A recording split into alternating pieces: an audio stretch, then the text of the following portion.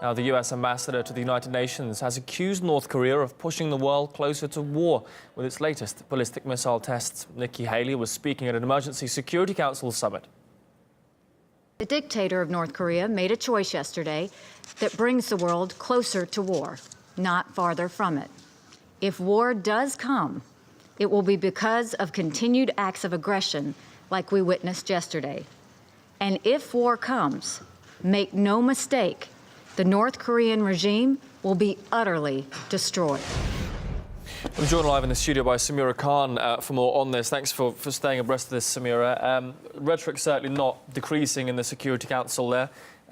What can we take away from this meeting? Well, the emergency meeting was held specifically to discuss North Korea's latest missile test, in which they successfully launched an intercontinental ballistic missile that's capable of carrying nuclear weapons, and some believe could reach Washington. But Nikki Haley echoed these concerns and even asked the international community to follow suit.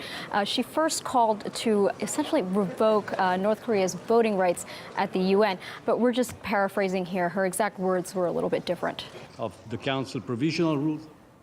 First, we should continue to treat North Korea as the international pariah it has become by taking its UN rights and privileges away, including its voting powers. Now, Nikki Haley also urged all countries to cut off all ties with the DPRK, and these include diplomatic, scientific, and trade ties in order to, quote, reverse the crisis. But let's take a listen. We call on all nations to cut off all ties with North Korea.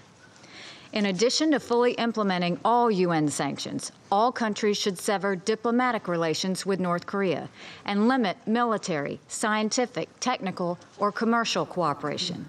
Now, in contrast to the U.S., Russia urged against increasing tensions and actually called for political dialogue and multilateralism. It's difficult to move towards any settlement as long as North Korea feels that its security is threatened. In the current situation, we urgently call on all parties involved to stop escalating the tensions that accompany each new cycle of reactions and response measures. We all need to pause and think carefully about the consequences of such steps. As of now, we're just waiting for North Korea's response, but until we get that, the situation remains relatively unclear. All right, Samira Khan with the latest updates from the UN Security Council. Thanks for that.